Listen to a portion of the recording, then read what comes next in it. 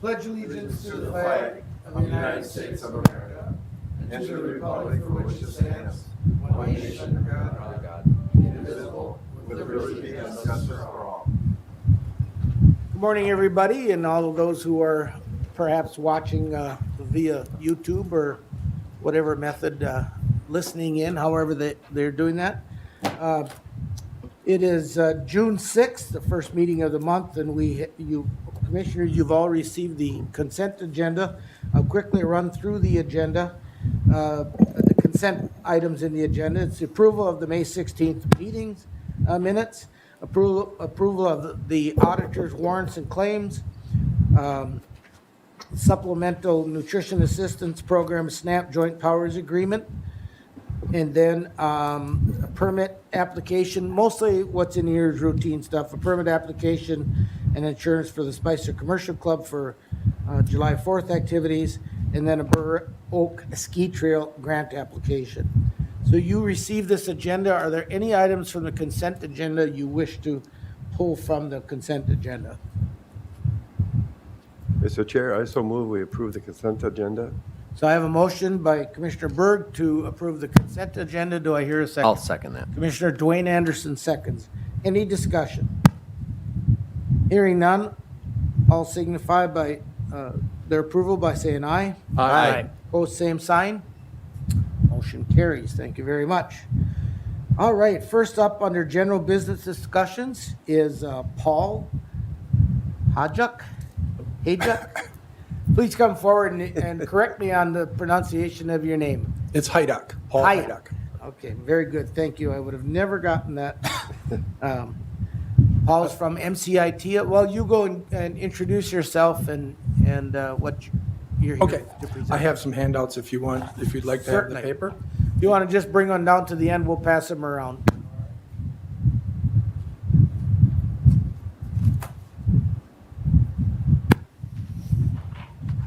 I apologize to everybody if it's feeling a little stuffy in here. It is because evidently we've got some technical issues this morning. So bear with us. Feel free to take your sports coat off or do whatever to. We'll open some doors if we have to try Same to as keep we it here have on the moving. thing today.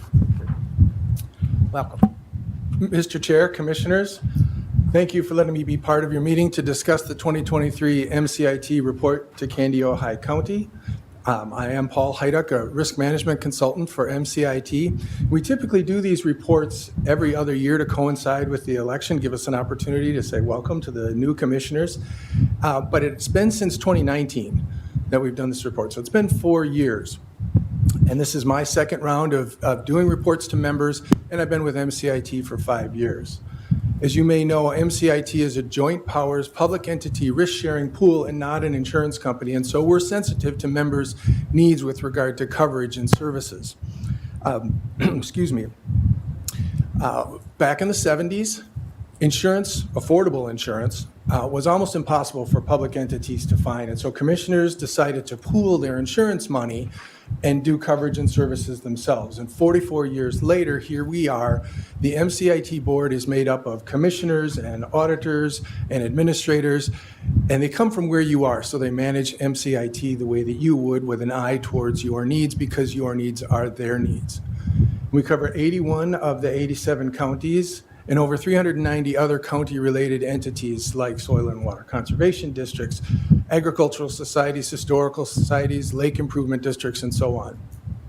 And the 6 counties that we don't cover, Anoka, Dakota, Hennepin, Olmsted, Ramsey, and St. Louis, all self-insure. Now, Candiota County joined MCIT in 1980, and as I understand from a previous visit here, actually Candiota County was instrumental in getting MCIT off the ground. So there's a lot of MCIT history here. You've been a longtime partner and member of MCIT, and you share in that 44 years of success, which has been primarily driven by MCIT's dedication to addressing the changing needs of members and members' willingness to reduce the frequency and severity of claims, and I would add not treating MCIT coverage and services as a commodity.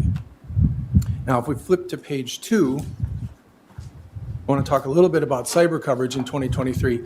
In 2022, we did not know if we would be able to offer cyber coverage to members this year. But not only were we able to put together the coverage, it's better than it was in '22, and there was no additional contribution required for the coverage, and there was no individual underwriting criteria, which if you've ever applied for cyber insurance, you know that that's a pretty onerous task to have to do underwriting information for cyber. And those were really the goals. When we set out to find new coverage for 2023, we wanted to make sure that it fit within the contribution structure that we had, that the coverage was good quality coverage, and that there were no individual underwriting requirements. And so it's really a win-win in 2023. We talk about that in that dark blue box on page 2. Moving to the yellow box, I want to talk about the dividend, and everybody likes talking about the dividend because it feels like a tax refund and it's kind of fun. In 2022, the dividend all came from the Workers' Compensation Division. The total was $7 million. You can see the Candy-Ojai County total here, but the way that we develop the dividend is by looking back at the claims that we've received and our investment results to see if that fund that we've created is enough to cover the claims. And if it's more than enough, then there are funds that can be returned to members and ultimately to the public. And so the actuaries and the board get together and determine whether there are funds to return, and then they make that decision to do that. And there's one sentence in here, the only thing about this whole report that I want to read to you to make sure I get it right. MCIT only issues a dividend when it is actuarially sound and fiscally prudent, which is a great segue to rates. And the rates are the blue box that's right to the right there. The rates are also actuarially determined. So we ask members to provide us with their exposure data, things like payroll and vehicles, buildings, budgets. All of those things go into the calculation of what our claims are going to be for the coming year and the setting of the rates. And it would be really nice if the actuary always added a little so that we could declare a dividend every year. But that's not the way the board manages MCIT, and that's not the way the actuary operates. If we go back to what I said on page 1, MCIT came about because affordable insurance was hard to find. So the board's goal is long-term stable rates, and that's the way they manage MCIT, not to be able to declare a dividend every year.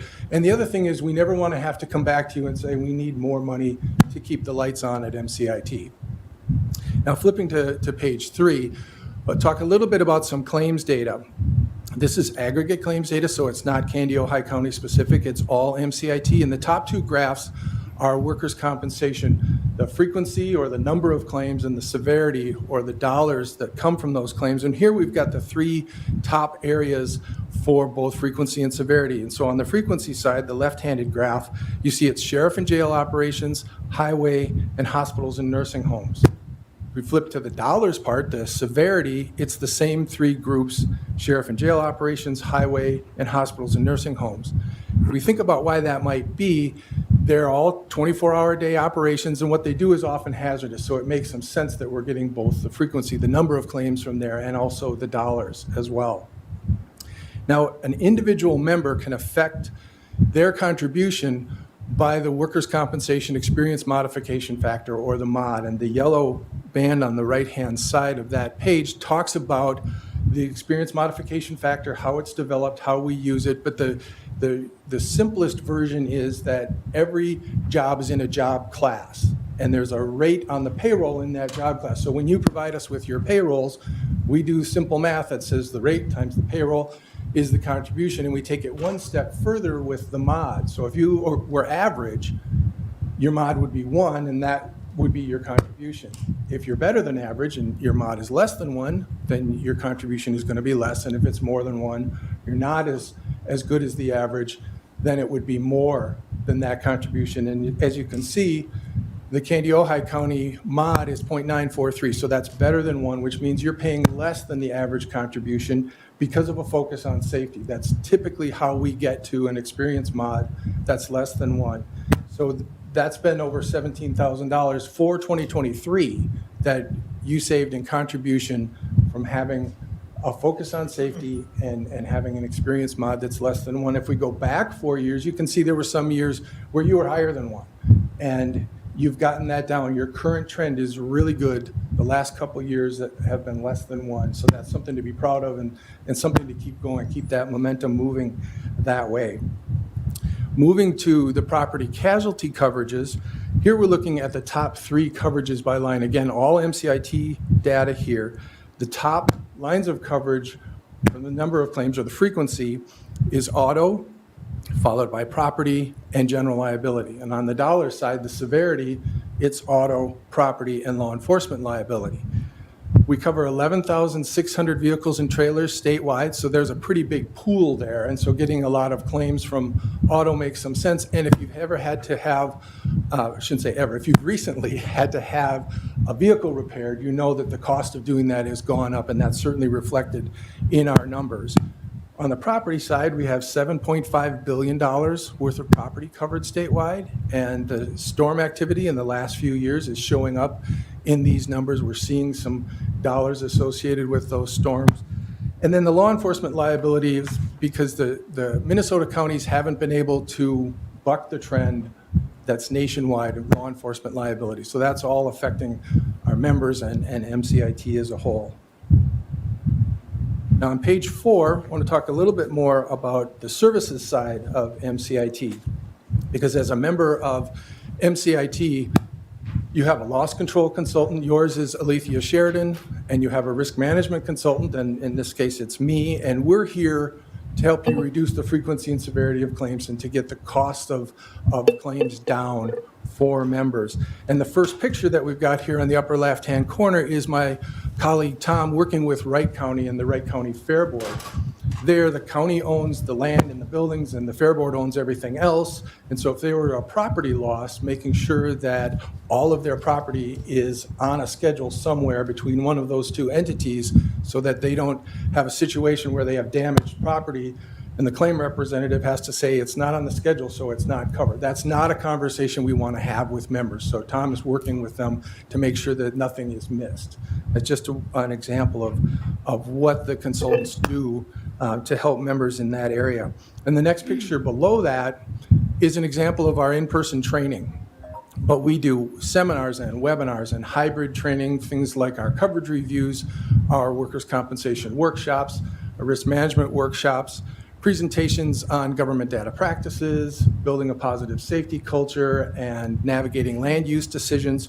All of these things are part of our training repertoire, if you will. And we recently did a webinar for the county attorneys on cybersecurity.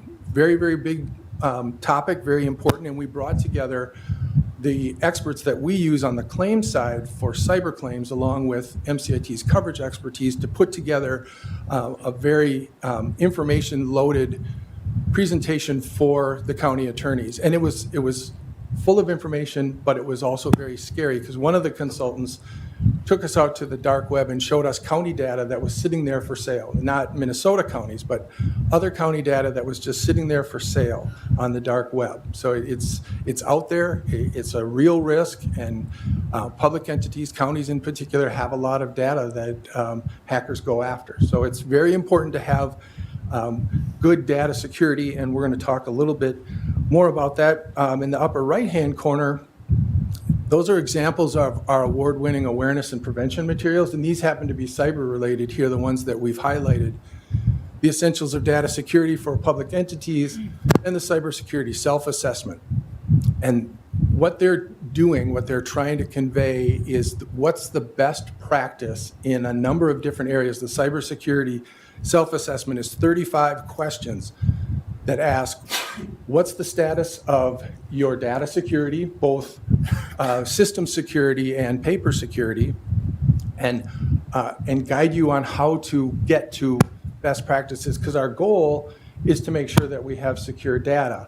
Having the insurance to cover it is sort of a side goal, but the underwriters who write this coverage look at those questions. That's the way we develop those questions, is from the underwriting questionnaires that they would send out. So the better job that each of our members does on the cybersecurity self-assessment, the better position we're going to be in to offer coverage in 2024. Because as I said, we didn't have individual underwriting criteria for 23, but this is so dynamic, we don't know what 2024 is going to look like. And so the better that we can prepare and members can prepare, the better position we're going to be in to offer that coverage in 2024. as an example, you can have the most sophisticated technical security that can be defeated by an employee falling for a phishing scam, or maybe just leaving the server room door unlocked. So sometimes simple things can undo very complicated schemes of trying to protect data. So being on top of that and knowing where you are with it is really important too. So that's something that we really want to emphasize this year. And then the picture below that is showing some of the services that come along with your MCIT membership, the Employee Assistance Program, the Minnesota Safety Council membership, and our boiler and pressure vessel inspection services. But I want to talk a little bit about the Employee Assistance Program because that's really a risk management tool. There's a reason that we've included it in the risk management side of your coverage and not on the health side. And the reason for that is that people who aren't dealing with issues at work and at home are more productive. They're safer, less likely to injure themselves or others or to damage property. So it's really a positive benefit to the risk management program to have people using the Employee Assistance Program to deal with those issues. And the way that it works is you get up to 6 visits on an individual topic, and those visits are local. You're not going to St. Paul or talking to somebody in St. Paul. They're no cost and they're confidential. So it's a very robust program, and it's geared towards elected officials, law enforcement personnel, managers, supervisors, employees, and all of their immediate family is eligible as well. So it's a very powerful tool to help keep your employees doing the best job that they can and having the least amount of strife in their life. So a very important tool. And then the last thing I want to talk about is to answer the question of what can we as commissioners do to help support the program. Number one is to use your understanding of your MCIT coverage when you make decisions. For example, if you had a cyber claim, that might mean that your systems are now a crime scene, and the best response there is to report that claim and allow us to bring our resources to help with the examination of those systems, whereas the knee-jerk reaction might be to go to your offsite backup and restore the data. You might need to leave the system in the condition that it's in until the forensic examination can be completed. So that's an important way of both making sure that you stop whatever is going on, but also that you're maintaining your coverage. Make sure that your employees are participating in training, in particular safety training, and if you have the wherewithal to do it, participate yourselves so you know what they're being taught, and also the things that you focus on, they're going to focus on. That's just human nature. So if you're interested in it, they're going to be interested in it. And with a mod of 0.943, obviously that's going on here. So keeping that going is important. Engaging with MCIT. So having me here to discuss the report with you, that's a great example of continuing that partnership. And I would just like to say on behalf of the MCIT board and your MCIT service team, thank you for your continued support of MCIT. Thank you, Mr. Haida. Any questions for Commissioner Gardner? Thank you, Mr. Chair. Paul, thank you so much for the report. We were told not that long ago by our IT department that their systems defeat on average 13,000 attempts per day to get into our data. I take it that you work specifically with those IT teams as well, or tell me a little bit about how that works. Primarily, we come in after there's been an issue, so there isn't a lot of advanced work. We do have consultants that we can bring to members if they want to have penetration tests for systems, things like that, but that's not something that we're actively doing because it's an expertise we don't have. Sure. Okay. And so these awareness and prevention materials that you talk about, those are things that they can access and evaluate systems along with all of the other different things that they're already doing. Yes. Yes. Yeah. So it'll say things like, how often are you doing system penetration tests? Do you use multi-factor authentication? Some of those risk management tools in the IT area, that's what the cybersecurity self-assessment is addressing. Thank you. Commissioner Byrd. Mr. Chair, thank you. I have one comment and then 3 questions. My first comment, since we're Shenandoah County is a founding county. I'm assuming we get like a 2% break in our fees when it comes to fees. But my other questions are, my first question is in reference to anticipated expenses coming up for this year. And you show a huge increase in workman's compensation. Is that any reason it's such a larger number than the reality of the other ones? You're seeing an increase in workers' compensation? Going down rather. Yeah, for 2023, Going down significantly. the aggregate rate did go down It for will. 23, yeah. Okay, all right, that's good news. My other question: do you have any advice for the board? We serve on a lot of joint powers committees, which a lot of them are involved with MCIT, and we serve on probably 20 committees plus, and several of those are joint powers. They vary so much different from the county. You know, the county, we do have an IT, we do have expert administrators and department heads, where a lot of these joint committees, they can be extremely large, or they can have 2 or 3 employees, and we are in charge of hiring, you know, and oversights and developing policies and pay scales, and this is sometimes out of our wheelhouse. Any advice for us when we serve, or is it any different than what you advise us generally about claims and being careful? I think generally it's true, but the real difference with so many of the joint powers entities, and even some of our smaller members that aren't joint powers, is that they don't have a big staff, and they don't have a lot of the expertise that you have at the county. So we're encouraging them to use our resources as sort of the starting point for understanding, you know, HR issues and government data practices issues, those kinds of things, and then using their other resources like the county attorney and outside counsel, outside HR experts to make sure that they're operating within those rules. And so that's something to ask when, you know, when you're serving on those boards. Are we doing that? Are we checking to make sure that our policies are up to snuff and are doing what they should be doing? So that's really understanding that they may not have the expertise and making sure that somebody is helping with that process. Oh, okay. And the other question I had, any comments at this point? We've been hearing so much about artificial intelligence or AI, and concerns the county should have from MCIT point of view. I think that what we're seeing with AI, and it's nothing that we've talked about internally at MCIT, but really just anecdotally, that where somebody could take a recording of your voice and leave a message saying, hey, change the bank for my paycheck this week. I've got a new bank. And if you don't go back to that person and make sure that they really want you to do that, I think that's where one of the ways that AI can really be a problem, because normally if you're hearing that person's voice, you think, okay, they want me to do that. But if you don't verify it, then you run the risk of some kind of hacking event causing that. And it's the same with the emails that you can get that would say those same kind of things, or from a vendor saying, I need that check wired to this bank instead of my normal bank, or mailed to this P.O. box instead of my normal address. So those kinds of things, the fake invoices look so real that really have to be the person who says, no, I need to verify that. And if somebody's angry with you for saying, is this really what you want me to do? They just need to be reminded that you're both being protected by asking that question. So I think that's where the real danger lies that I can see right now, is from the ability to fake things, including people's voice, things that they can do with video. It's scary from that perspective. Thank you.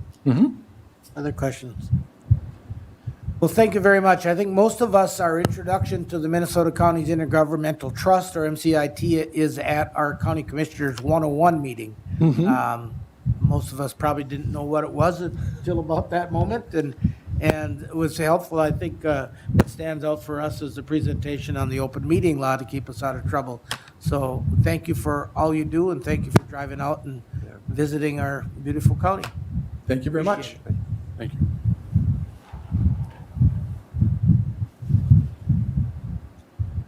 All right, next up is Resolution 2023-20, 21, True County Assessing. As you recall, we had a conversation at our last meeting, didn't take any action on it, and so today we're here to consider the resolution, and Val will present for us. Good morning, Thank you, Mr. Val. Chair, Commissioners. Val, will you give your name and title for the record? I am Val Savor, County Assessor. I am bringing before you the resolution to go True County. And before I start the resolution and go over that, did anybody have any questions? I think we're good. Oh, I'm sorry, Commissioner Just Burke. a follow-up, we did table this, I understand, because we wanted to hear some information back from the townships. Anything to share? Mr. Chair, I did get one call, but that was in support of going this route, so. Yeah, and I don't know if this is the place to do that, but I too had or at the time to do it, I should say, but, or wait until we have a motion on the resolution. Oh, sure, I'm sorry. So why don't you go ahead and present the resolution? Because I too have one to. True County Resolution 2023-21, whereas the Minnesota Statute 273.052 states that any county in the state of Minnesota is authorized and empowered to provide for the assessment for all taxable property in the county by the county assessor, and whereas the Minnesota Statute 273.055 states that the election to provide the assessment of the property by the county assessor as provided in 273.052 shall be made by the Board of County Commissioners by the resolution to be effective the second assessment date following the adoption of the resolution. And whereas the Candioi County Board of Commissioner finds that the assessment of all taxable property under the supervision of the county assessor shall result in a fair and true assessment of property within the Candioi County.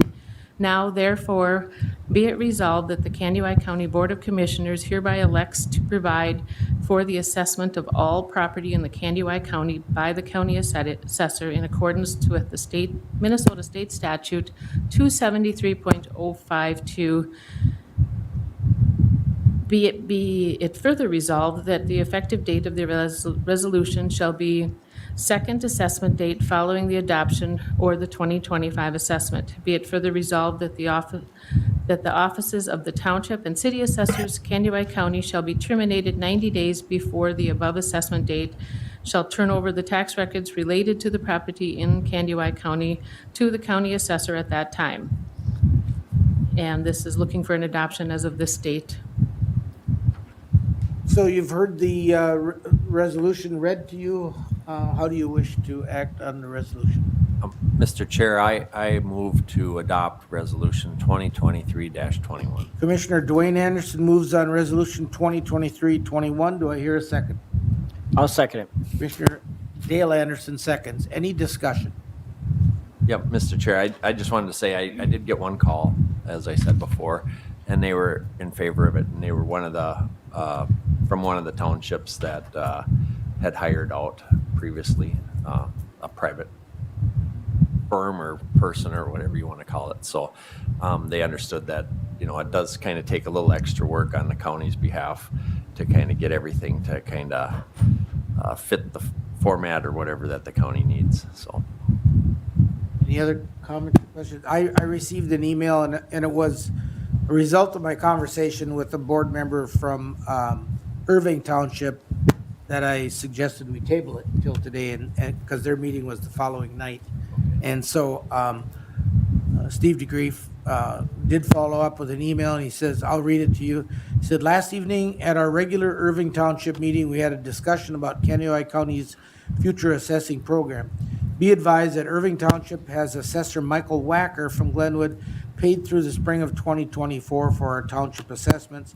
After that, the Irving Township Board would have no problem with the county doing the assessing if their price is in line with what we have been paying. And I think they will find our price very much in line because they won't be paying anything in the future.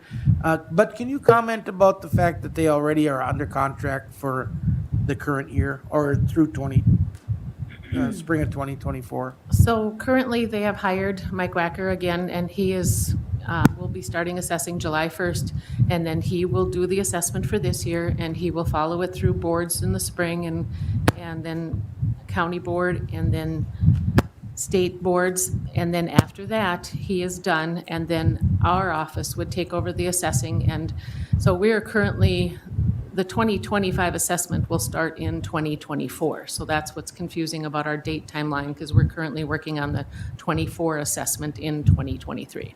All right, thank you for that explanation. Any other questions or comments?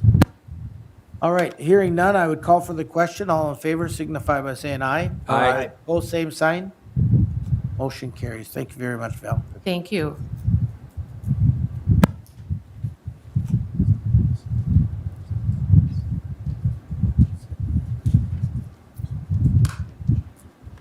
They're on the roof.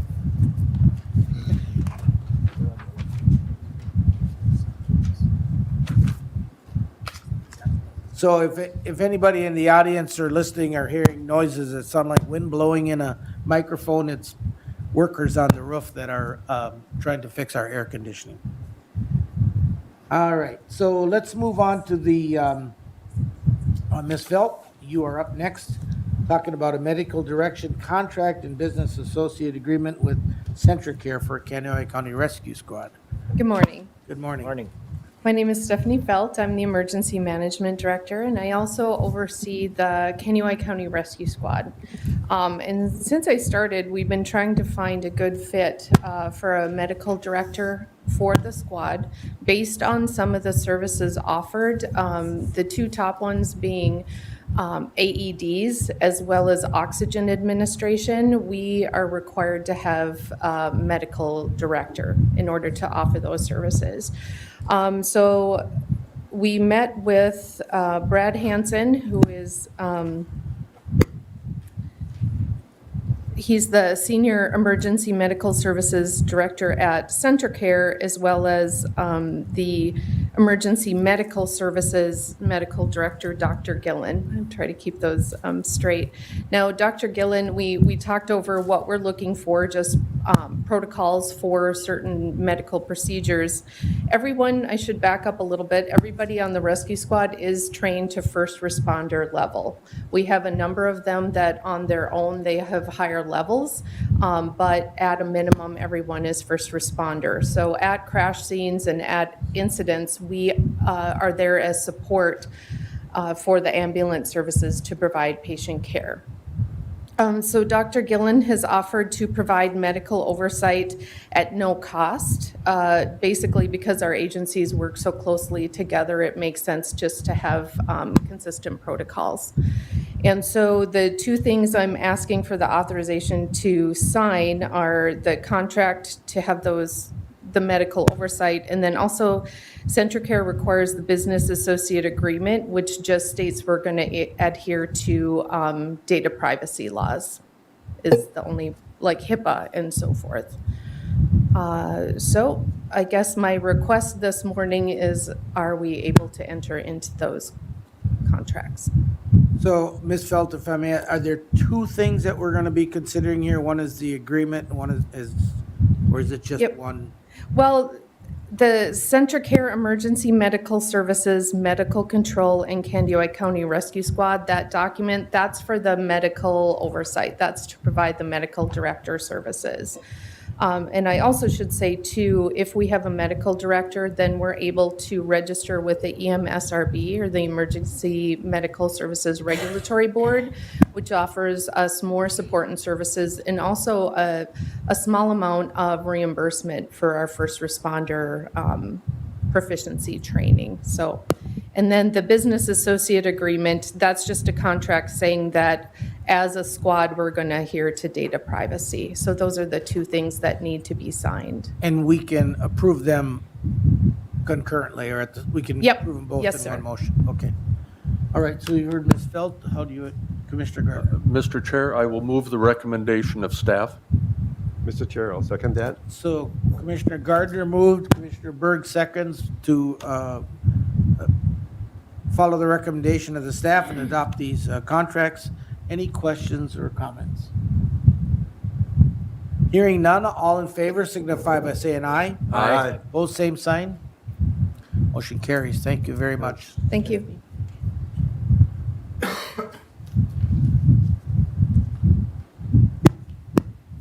Next up,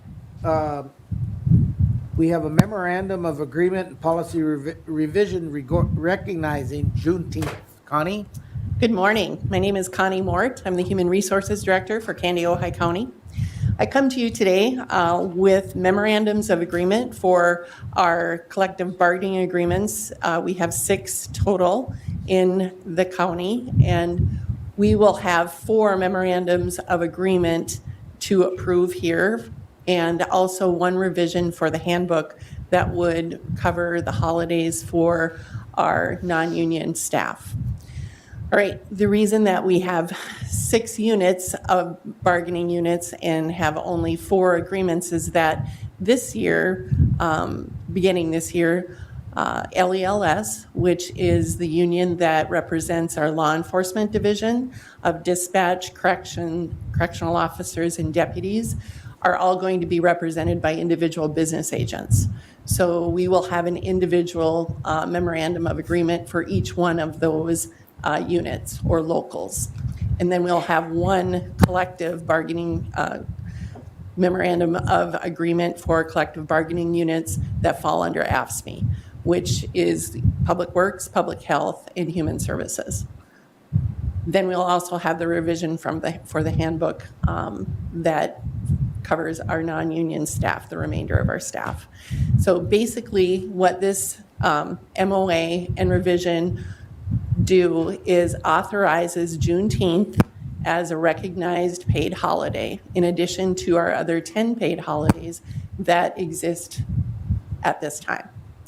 Juneteenth, as you may have seen in the news, was signed into law by our governor of Minnesota in February. However, the legislature, and it was to become effective August 1st, so that would have put Juneteenth of 2024, or June 19th of 2024, as the first recognized state holiday. However, the legislature decided to move that up. So as of May 19th, the legislature then moved that we would make that effective, or they would make that effective on June 19th of 2023. So this is why I bring it to you today. Otherwise, we would have just made it part of our bargaining or negotiations, because as you probably know, our collective bargaining agreements all expire at the end of this year, and we will be going into negotiations of those shortly. Very good. We need to take action on this item to accept these changes. And I open the floor for a motion. Mr. Chair, I would so move the recommendation of staff. Commissioner Gardner moves on the changes regarding the Juneteenth holiday. Do I hear a second? I'll second that. Commissioner Dwayne Anderson seconds. Any discussion?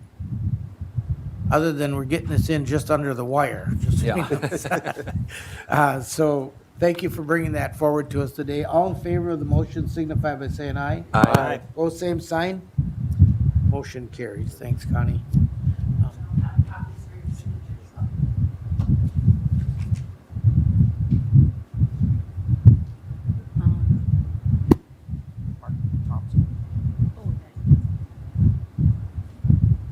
I thought he was, oh, there he is. Mark, do you mind jumping ahead of Mr. Owens? We're going to have you present, and then we're going to take a short break because I don't know how much time we'll need for Mr. Owens.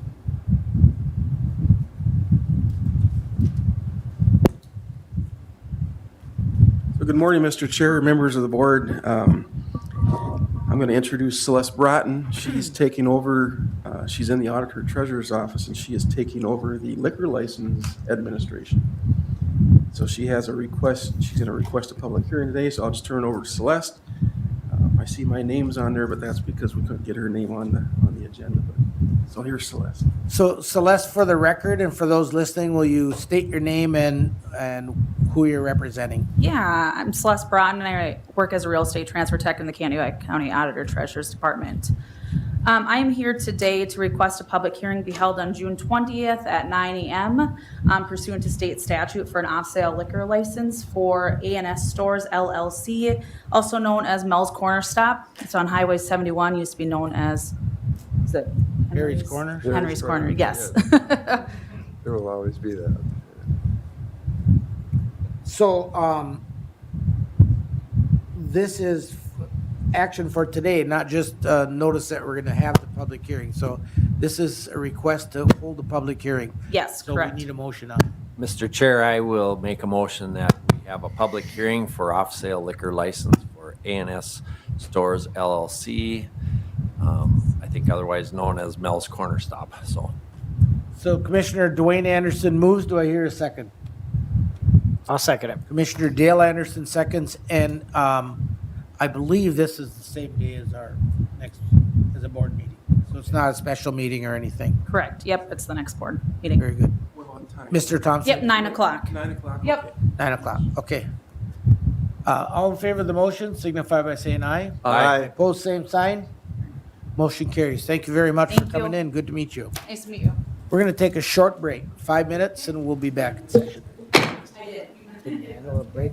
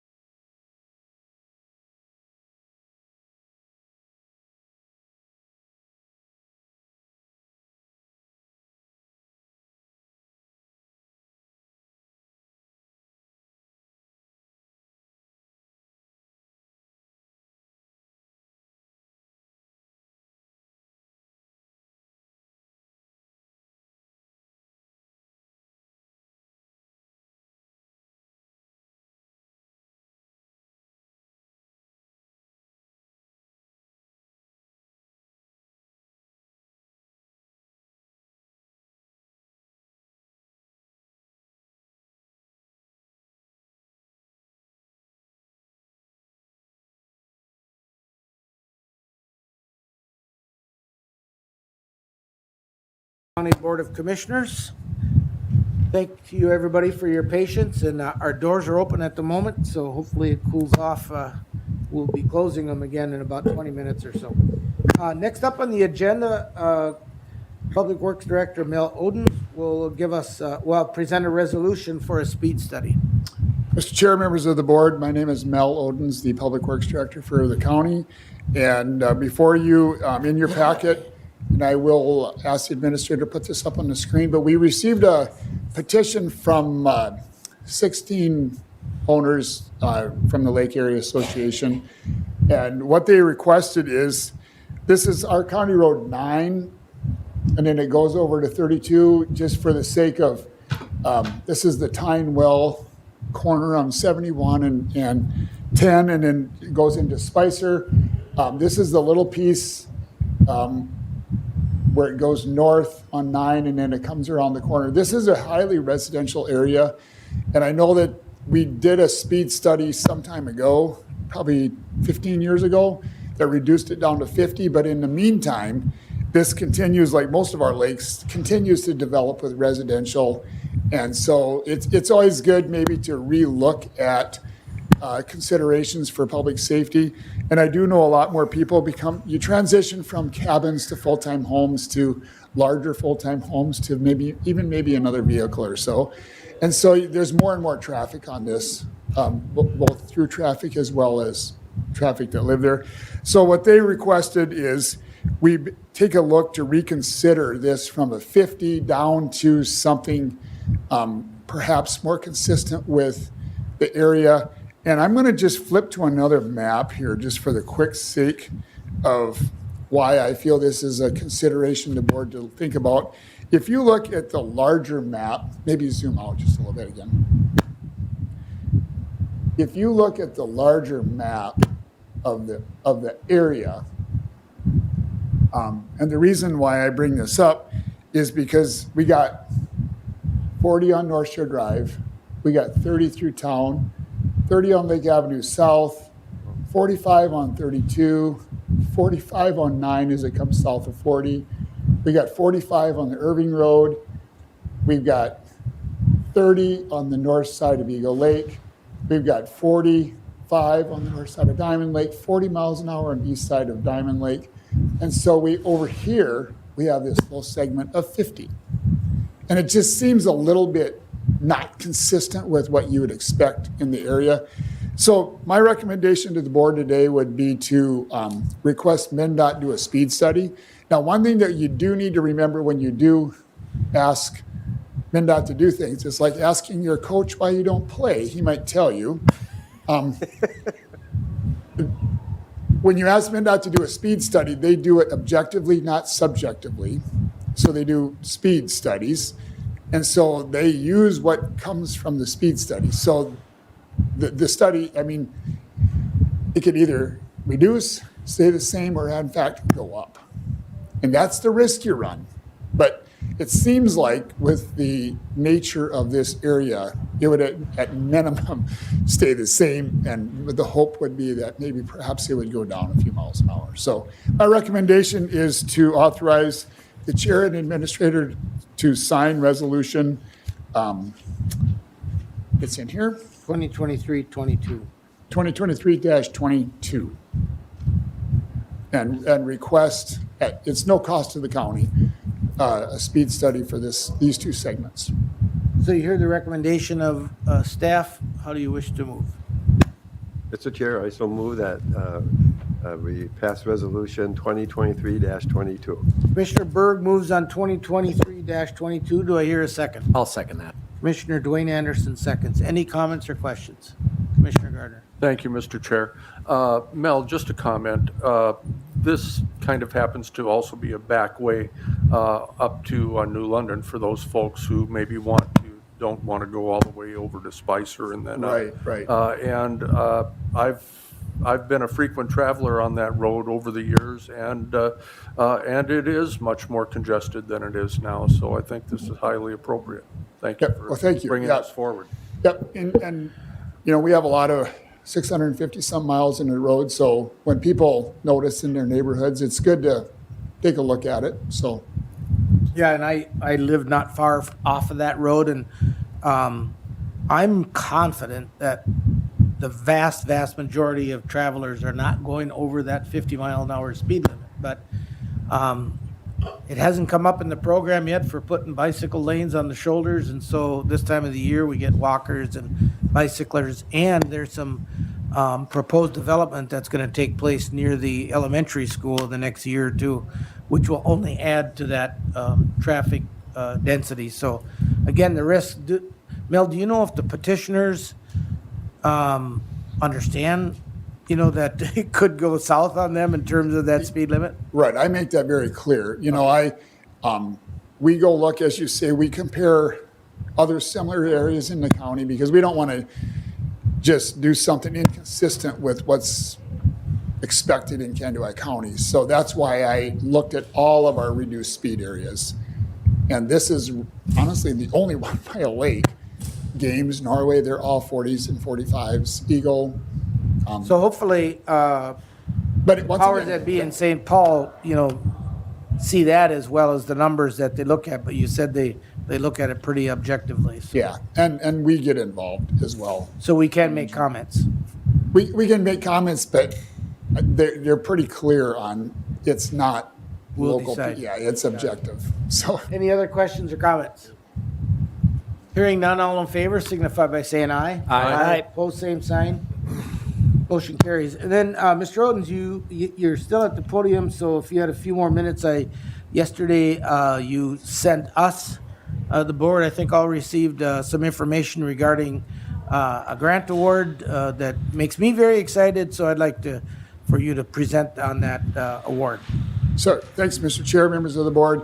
Yesterday morning, it's a Monday morning, about 8 o'clock or 8:30, and I get an email from SRF, our consultant that assisted the county with making application for an IIJA grant, federal grant, to fund 50% of the cost of the bridge on the southwest part of town. And so I open up my email and I'm thinking, okay. You were being negative, weren't you? You thought it was a rejection letter. Well, we're 0 for 6. And so I open it up and it says, congratulations. And I'm thinking, okay, this is real. So then I got another one and I'm thinking, this is true. So I thought, well, I'm going to forward this on before it automatically deletes somehow. So I forwarded on because it is almost surreal for me because we had started this less than a year ago to put in for federal dollars when the IIJA grant monies became available they were due October 4th of last year. So last summer, it was right after the budget process.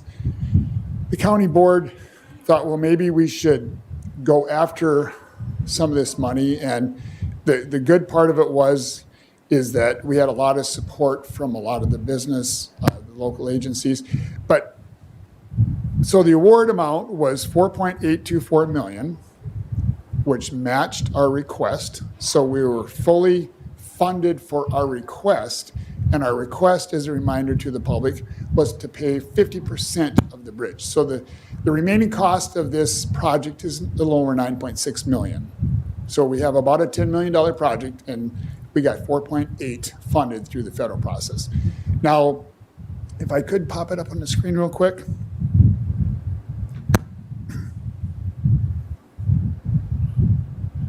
So I want to remind the board just quickly, if you look, this is Highway 23, and as we speak, the ramps, this project was let to bid. It's going to start next month, and that's going to build the remaining ramps.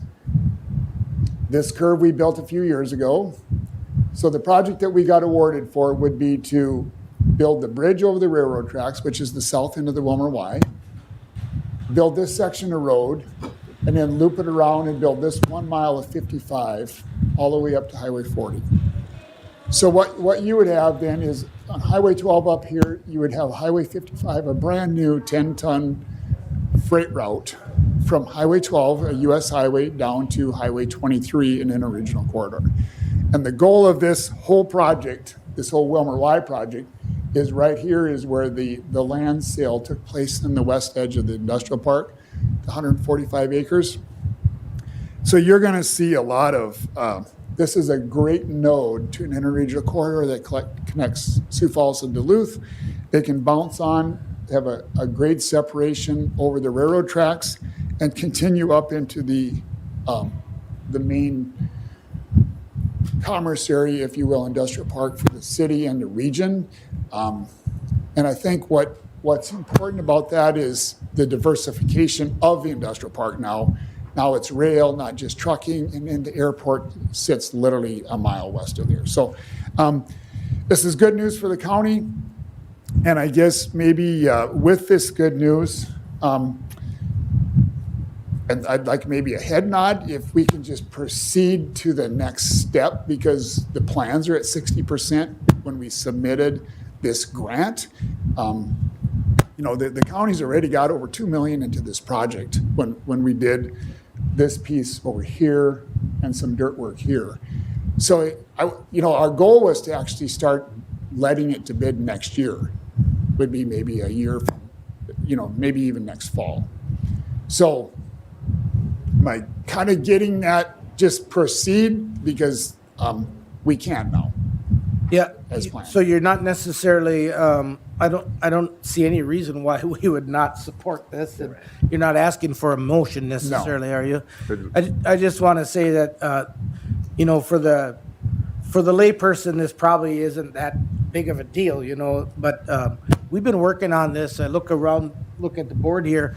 I was probably the only one on the board at the time that we made our first request to the Minnesota legislature and a bonding request for this bridge. And it's been, well, in baseball terms, we struck out at every at bat. So this is really exciting, and it's happened fast. I think it was about a year or so ago where we had a newspaper article from National Association of Counties that listed the IIJA Investment in Infrastructure and Jobs Act of the potential opportunities to do projects like this. And Mel did a phenomenal job, and we have a lot of people to thank for this. Our senators, our U.S. congressional delegation, our local legislators for writing letters of support, local businesses, local government entities. But really, the thanks starts right at this dais, because you gave Mel the support to go out to Washington, and we started this last year when we went to the Transportation Alliance meeting. We spent a good share of our time talking about this project. And then, as you recall, about 2 months ago, Mel made a return trip. And so your faith in you know, the project and taking a flyer on spending some money to go out has really paid off in a big way. $4.8 million is a lot of money, even though it's half of it. We supplied the other half, but there was only 72 million or something like that in that entire grant. Yeah, well, funding. the IIJ round, this round is 570 million, and we were almost 5 million of that, so about 1%. And in Minnesota, we were one of 3 grants. But in the railroad elimination, Oh, yeah. there was a lot less money Yes. in that particular grant segment. So Yeah. So, yeah, and there's 63 projects in 32 states. So you know, from a standpoint of being successful, I feel it's very successful from the county board standpoint. I really do. And I think it's the connections that all of you have with whether it be Burlington Northern, MnDOT, the city, all the cities. Granite Falls wrote a great letter of support. Minnesota, the Highway 23 Coalition, yep. So I would note, just to calm down our enthusiasm just a little bit, there's one little link left out there. Yep. And I think you're all aware of the road that was built 30 years ago but never paved from that bridge back into town. Maybe we set our sights on that in the near future, so. So, yeah. Any comments from anyone else? Go for it. After, I'll go. Commissioner Gardner. Thank you, Mr. Chair. Mel, first of all, great work on this. This is simply outstanding news. If you could go back to the map for just a second. Yep. I think the other if I understand correctly, the other critical component to this is not just that we're getting rid of the grade separation down below, but that on-off that currently exists off of Highway 23, where folks coming up from the southwest are making a left turn to get up onto that, that's all going away. And This it'll- actually- and it'll end up being, the Diamond interchange will be your on-ramp, off-ramp for that area, correct? Right, so you might recall in the early stages of all these projects, like 5-6 years ago, this whole area had to been done in 3 different phases. And I know that's frustrating for the public to watch and maybe feel, but traffic control in this area is really complicated because if you close anything down out here, you have to drive all the way into town, all the way back down at R23 or 19th Avenue, or you stay over on 1, which is west of here quite a ways. So to build this is complicated, but yeah, this summer, the ramp is going to go in right here. So this node right here will be cut off very, very soon when construction starts here in a month. Okay, so there'll be a ramp there. At the end of this year, there'll be a ramp over here, and then this ramp over here will be built. So you'll have a full diamond interchange, paved diamond interchange in 2023. And so this confusing part to get onto 55 for federal or for heavy commercial is going to be a maze. It's like, yeah. And if I may follow up, the primary thing here is that we've taken what was a very dangerous on-off situation for motorists over the years, because frankly, there were a lot of folks Right here. killed down there. And with the different improvements, the highway safety, motorist safety portion of this is just very much enhanced now. And we've taken a dangerous situation, and it's also going to be a corridor for commerce, and there's really nothing not to like about this. No, it's fitting into the vision of all the public entities as well as Burlington Northern. So it's been a very good, I think that's helped. Thank you. Yep. Commissioner Berg. Mr. Chair, thank you. First off, I want to, Mel, thank you for doing all the fly-ins over the years, once a year it's almost been, and how excellent, and that really has paid off not only now, but in other ways as well. But your special trip in March as well. I don't think the public maybe know, these are working fly-ins, and I appreciate you take all your time to do those, that you get on a plane, you fly there, you stay overnight, hop off the plane, and you go talk to somebody, and you're back on a plane again. It's quite a hassle, and it takes a lot out of your personal life as well. So thank you so much for that. There's just so many positives to this whole thing, and I know we talked a lot about with industrial park there expanding and how important this is going to be for that. And then I think Commissioner Gardner kind of touched on it too, but also access for emergency vehicles. There's a train there, you can't get across that in that whole area.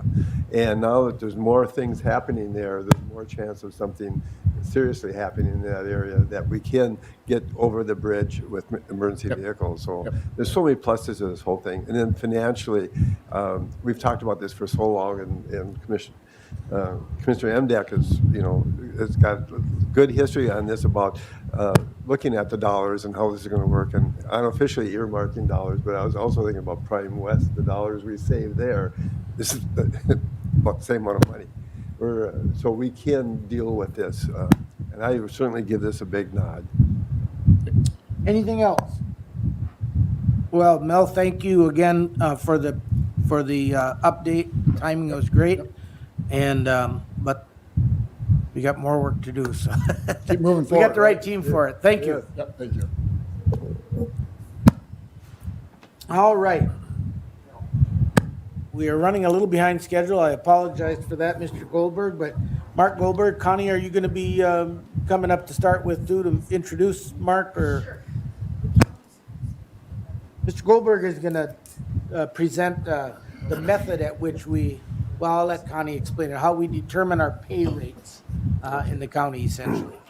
Good morning. Again, Connie Mort, HR Director here at Candy, Ojai County. I'm going to introduce Mark Goldberg. He was with David Drowns and Associates. We have a contract with them to do this market study and some select reclassifications of some positions in the county. What Mr. Goldberg is going to be presenting here today with this PowerPoint is the DBM method, or decision band method, of determining where jobs fit into our classification system. And then also, and that would be the scope of this presentation today. But, you know, in the interim, where the classifications also fit into our salary structure. But that would be a discussion for another day. Basically, it's just the workings of the DBM method here today.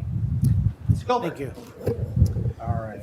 Welcome. And for the record, would you just state your name and who you represent? Thank you. Mr. Chairman, members of the board, thank you so much for You can probably pull that up a little bit so you don't think. I'm a little taller than this. Thank you so much. Mr. Chairman, members of the board, my name is Mark Goldberg, here representing DDA. Again, as Connie mentioned, just here to kind of walk you through a little bit about DBM and how we go about doing this stuff and how we evaluate these jobs. And I'll talk a little bit about how it fits into kind of the larger picture. I think that would slide around the front if you wanted. The cables will stop you from sliding it sideways, but you can bring it up and around the front. Bring it, no, forward. Forward? Yeah. It's not moving too much. Okay. That's okay. We'll make it work. So when we talk about job evaluation, what are we talking about? It's just a way to look at how, basically figuring out the relative value of jobs in an organization. There's always going to be a hierarchy. And especially in the state of Minnesota, you need to have a hierarchy that has points associated with it, because there's something called the Minnesota Pay Equity Law, where you have to report on that to the state. So it's just an objective way to say, hey, what's the relative value of this job within the organization? And then, of course, that goes into the pay. There's a lot of different ways to do this. Market pricing is something that you see in private sector. Very, very few public sector organizations use that. Whole job ranking is something that actually isn't really valid. Even though one of my former clients at Gallagher, in spirit of fairness, I was with Gallagher Fox Lawson for 6.5 years, which is why I am an expert on DBM. Whole job ranking just says, well, when we look at the job in total, where does it come out? There's not many places. The state of Utah, which was one of my former clients, actually did use that, and it's not recognized by the Department of Labor as a valid way of evaluating a job because there's no standard criteria. Classification, obviously, you guys kind of know what that is. Just kind of taking a look at the job itself. Factor comparison and point factors, that's something where you have each individual job and you look at the components within that job and you evaluate it based on a number of discrete factors and say, okay, well, this job has this level of decision making, or this job has this level of problem solving. And so you assign a specific number of points for that. And then scored questionnaire, the only one that I know that still does that is State of New York, where it's literally, and I'm not joking here, it's black box technology. You fill out a little questionnaire, about 150, 200 questions, and then slide it into a machine, and the machine will spit out whether it's a grade 1, 2, 3, 4. Again, the only one that I know that does that is State of New York. And then there's DBM. And DBM's a little bit different, because what DBM says is every job has to make decisions in their role, from the county administrator to a custodian. And those decisions can be quantified, measured, and kind of ranked. And really that's, the decision making is what drives everything else. So first thing you do with this is you kind of chunk it up and say, all right, there's these 6 bands. Really only 5 are used. Band F is rarely used. But bands A and B, just so you know, are the non-exempt bands. So C, D, E, and F are all exempt. Bands A and B are non-exempt. Band A, it's really not used that much. But what you see there are custodians, food service workers, jobs where decisions are pretty much laid out. You can figure out when you're going to do some things in the job, but much of it's kind of laid out for you in advance. Band B, there's going to be a lot of jobs in there. Bands B and C normally have between 80 to 90% of the jobs in an organization. But Band B are non-exempt jobs, but they're going to encompass a wide variety of jobs. Admin assistants are in Band B. You'll also have a lot of your tradespeople in Band B. IT help desk is in Band B. So you've got a lot of different kinds of jobs. What they can do is there's some decision-making that's there. There's some independence, but not to the level that would rise to an exempt status. And the official definition of exempt is independence and judgment on matters of significance to the organization. It's actually a pretty high bar to clear, to be honest with you. Band B positions are still extremely valuable and can be very technical, but they wouldn't be at a band, an exempt level. Band C, again, a huge variety of jobs in there. You're going to have professional level jobs up through managerial level jobs. But they would be exempt. They would meet that criteria of independence and judgments on matters of significance to the organization. Often that does go with needing a higher level of education. That can be a bachelor's degree, but it could also be within the IT world a higher level of certification, go through some very serious certification methods. Those would be C-level jobs. But you will have managers and exempt level and professionals there. Band D, they're in charge of a functional area. So whether it's IT, HR, corrections, you're in charge of one particular functional area within there, and that's your scope of control, and you're deploying resources within that area. Band E, that's executive level positions. Normally there are multiple areas, fairly wide scope, and they're setting kind of larger strategies for the organization, not just within one area, but usually multiple areas. Band F, again, it really isn't used very much. A board of commissioners would be at a Band F. I have had county administrators placed at Band F. It's not that common. Usually they're at Band E, but I have seen it at Band F. I'm going to be quiet for a second because that was a lot to throw at you. Are there any questions just kind of from that first standpoint? Mr. Chair. Go ahead, Commissioner Gardner. Thank you, Mr. Chair. Mark, let's go back to that little piece you had about education briefly. What we're talking about when that is considered, if I understand this correctly, is that education or certification which is necessary to do the job. If you have somebody with an advanced degree but they're working in Band B doing something else, probably first of all they're overqualified. But in order to be able to move up, they perhaps have to have that type of thing.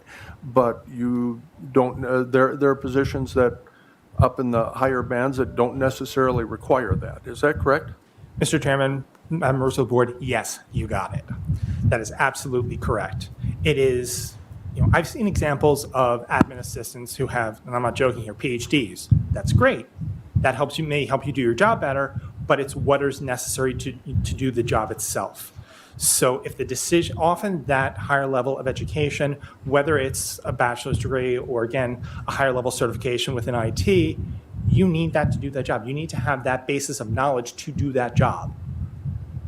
You don't need a PhD to be an admin assistant. Sorry. I mean, they do incredible work, but it's not necessary to do the job. But that knowledge and education is required so that you can perform your work. So yes. Thank you for clarifying that. Please. And I just want to make the comment that Commissioner Gardner and I have had a little more background in this decision band method, so it's kind of a complex system. So don't be scared to ask questions or feel like the questions are foolish, if for no other way to describe it. So Mr. Goldberg will explain it to you. So Commissioner Duane. Yeah, so my question would be, did you evaluate all these bands, like A through F, or did you just do more in the middle there where you said was more necessary or more people fit in those? Mr. Chairman, members of the board, there's actually an algorithm that can be used. Okay. I don't use it because I've been doing this for so many years. Okay. But there is actually an algorithm. I don't remember if I put it in here, but what you have to do when you're evaluating these jobs and using DBM is you have to go through each individual essential duty that's listed there. Okay. Okay. and say, where does this fall? Does this fall in F? Does this fall in E? And kind of go through there. The algorithm starts at a band F and then kind of goes down from there.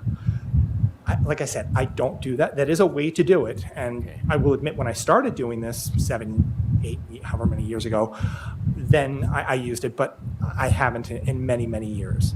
Okay. So the algorithm that you use and just puts the different jobs or It has to go through descriptions each into essential different duty. band. Okay. So that's So it one- basically does do that.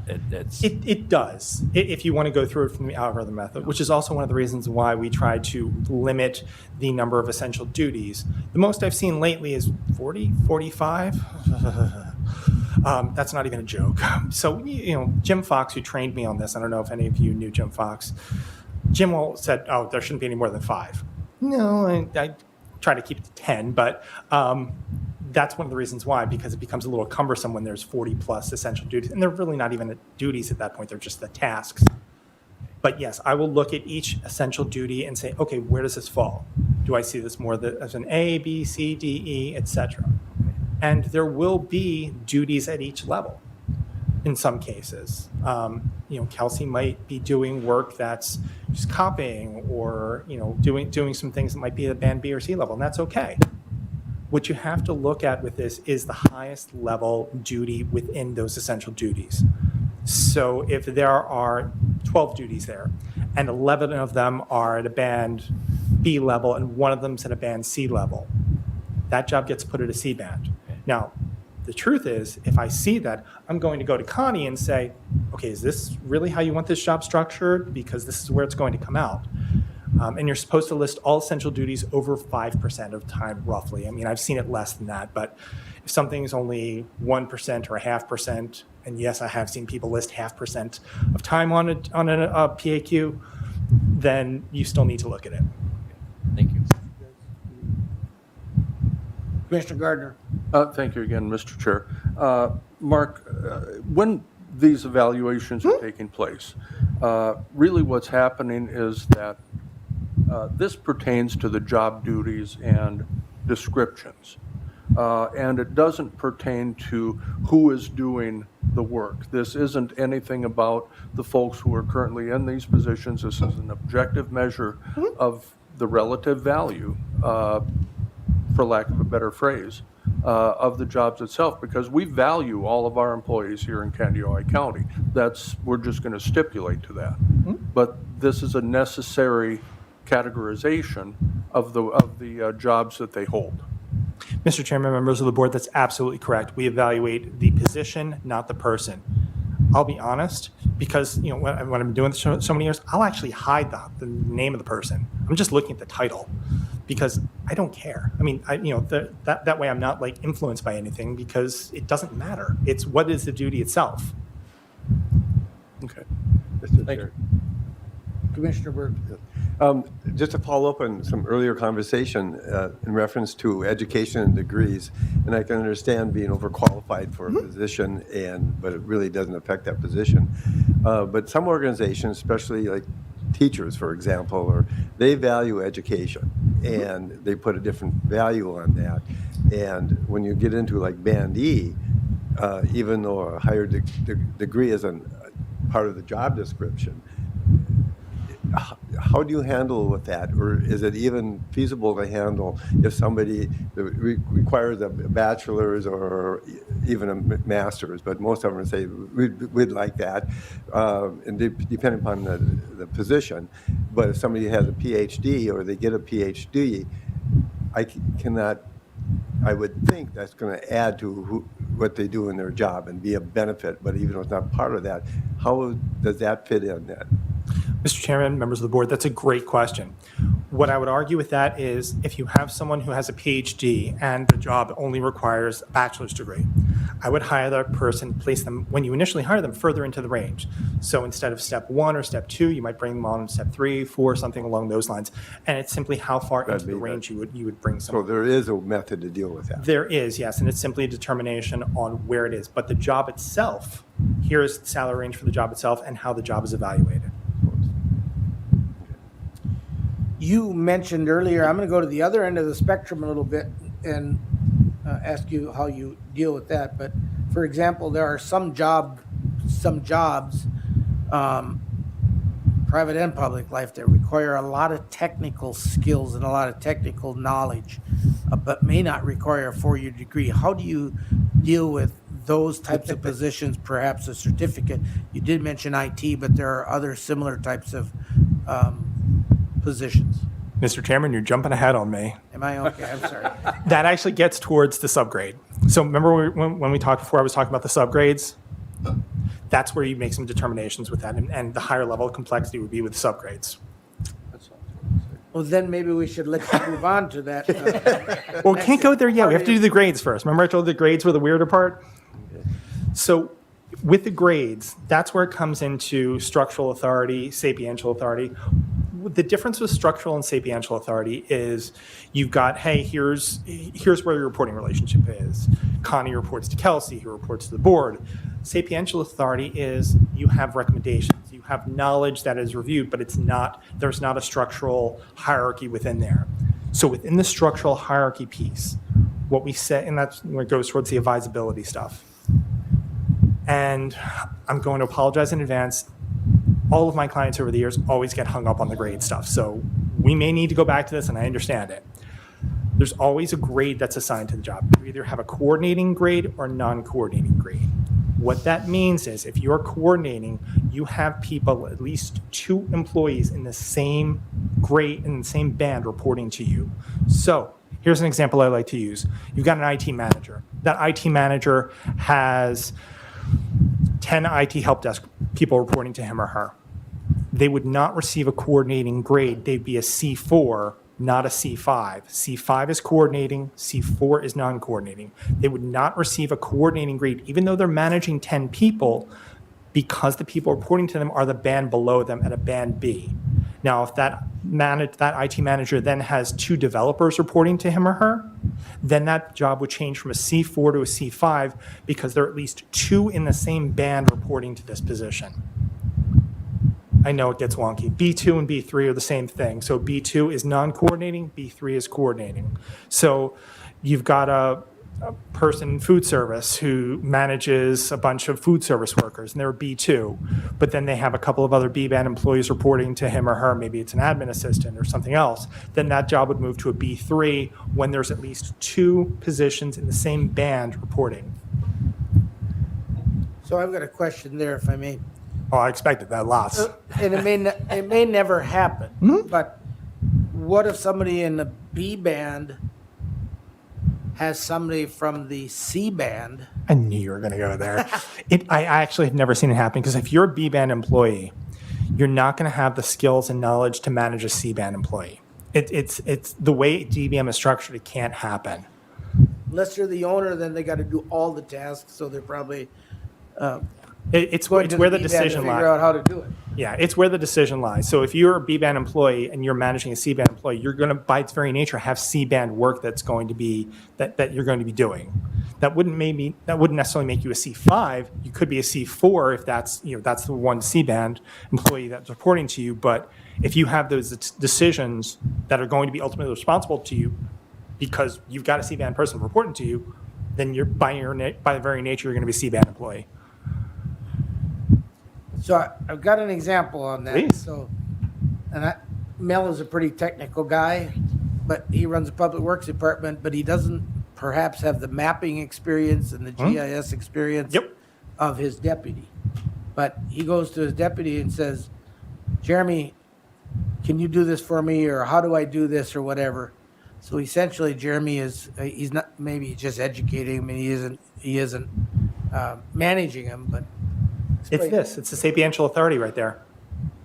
So he's advising. So Jeremy would be advising him to do it and giving him the knowledge that he would need, but Mel would be the one making the decisions. And ultimately, if things get broken, it would come down on him in terms of here's where the responsibility goes. It does. that's goes along with the stuff that flows downhill, right? Yep. So, But Chairman, that's where the advisability that you see on the screen, that's where that comes in on that. so you're right, chairman of the board is not getting paid enough. Because You want a market here study on too, that? yes. All right, I'm sorry. Please. Chairman, does that explain that? Yes, I know this stuff gets, the grade piece is one that people always get hung up on, so. We all good? Okay. And then after that, we get to what the chairman asked about, the subgrade. So you assign your band, basically think it like a ruler. You're kind of chunking things up and just kind of dividing it up a little bit more. First it's the band, and then the grade, and then the subgrade. And the subgrade is the most subjective component. What the subgrade says is you look at all the jobs that are in one particular band and grade. So all the B2s, all the C4s. Okay, let's put them all kind of together and then say which are the most complex. To your question earlier, Chairman, how technical are they? How complex are they to do? The default should be at a 2. So a subgrade of 2, a B2 2, a C4 2, a D6 2. And then you calibrate off that and say some will be a little bit less complex. Not that we're valuing them any less, but their job is a little bit less complex than others. Some might be a little bit more, and that would be a little bit higher, and that would be a subgrade of 3. Some would be extremely high compared to others in that same banding grade, and then they might receive a subgrade of 4 or 5. And here's where things get a little bit weird. Those are for the non-coordinating. For the coordinating, there's only 2 subgrades. What they do, though, is they align with the highest level of non-coordinating. So if you're a B2-3, let's say, you would have 2 paths. You can either go towards higher level complexity in your work, and you go to a B2-4. Or you go towards supervision, in which case you'd be a B3-1. Same thing in the C4-3. C4-3, you're becoming more complex, going towards a C4-4 in your role, or you're starting to manage people, in which case you'd be a C5-1. Those are the 2 real career paths with that. But the salary ranges for a C4-4 and a C5-1, or a B2-4 and a B3-1, the salary ranges are the same. It's just a question of complexity of the work versus supervision.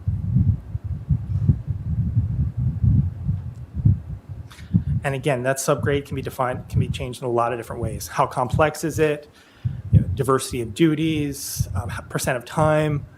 If you're managing people, but yeah, it's only like 10, 15% of your time, and it's not that complex, then you'd probably be more like a B3-1 or C5-1. If it's something that's really difficult and you have a lot of people, then you can increase that subgrade.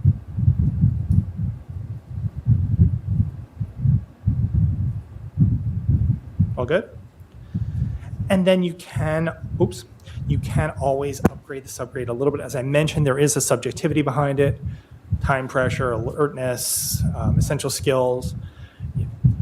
The Sheriff's Department normally gets a little bit of a bump in that because of some of these factors within there. That's one of the main places where it's used, but the idea is you just need to be aware of some of that. It's still driven by the decisions inherent in the job, but there's some maneuverability on the subgrading. And I just wanted to show this because just because you're a B-level employee, it's not like you have to report to a C-band. You can see here in the organizational chart, you got a B3-1 reporting to a D6-1. It's perfectly fine. But you see those positions there, a B3-1 and a C5-1. The reason why it's a B3 is because you got those 2 B2 positions reporting to this role.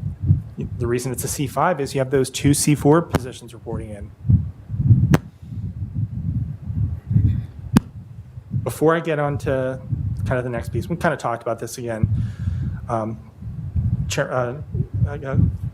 Gardner, Chairman Gardner Commissioner Gardner had said, the work content, that's all we're looking at. We're not looking at the performance, how well a person does the job, how long they've been doing a job. Doesn't matter for this. It's only the work content that we're looking at for this. We're not even really looking at the labor market. We're supposed to say, here's where things are, strictly from the internal evaluation. Before I start getting into some of the specific things we talked about a little bit, are there any questions? Okay.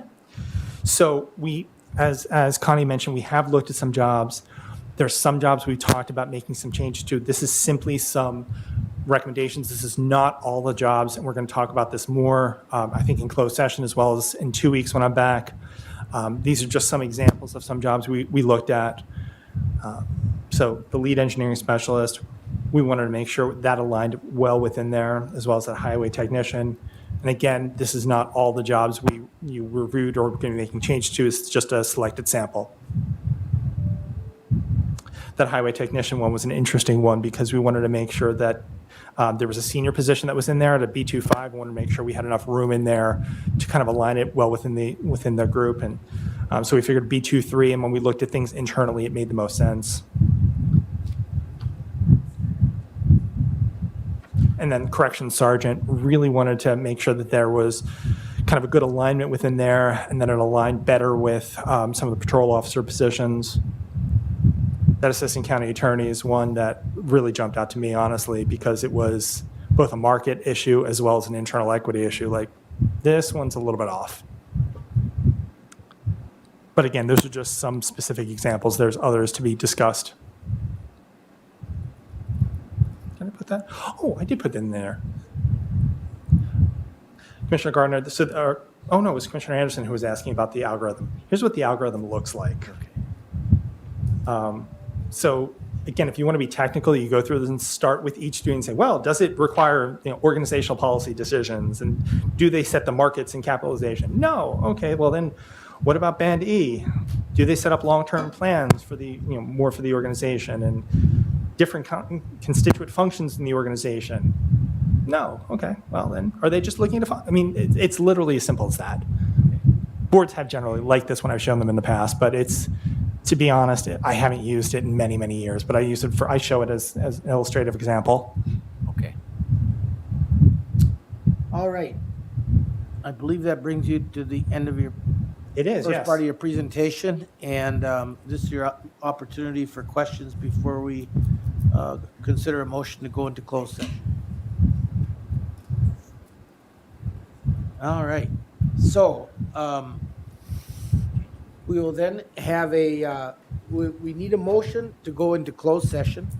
And closed session, Shane, maybe you can give us the quick recap of the closed session. And okay. Needs to be approved by majority vote. You need to set the time of commencement of that agenda item and the place where the closed meeting will take place, and that needs to be announced here. Okay. So, and it's fine that if, say you set it at 10:45, June 6th, so just in a few minutes. Does anybody need a break before we go into closed session? Did you say yes, Mr. Gardner? Okay. Then why don't we take a 5-minute break?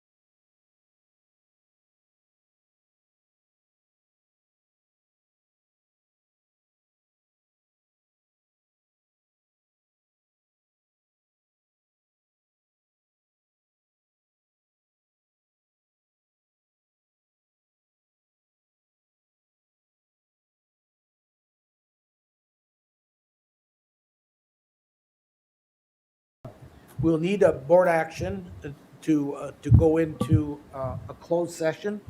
And so I believe Mr. Gardner has a motion. Thank you, Mr. Chair. I will move that we go into closed session at 10:51, June 6th, to review job descriptions and market analysis and also labor negotiations, including negotiation strategies or developments or discussions, and review of labor negotiation proposals conducted pursuant to sections 179A.01 to 179.A25, subparagraph 13D.03 here at the board chambers in the HHS building. So you have a motion on the floor. Do I hear a second? I'll second that. Commissioner Dwayne Anderson seconds. All in favor signify by saying aye. Aye. Should have asked for discussion first, I guess, but Nope. there is no discussion on this. So hold on one probably. second, and then I'm gonna, Because we're still live. yep, so I'm gonna just turn this off.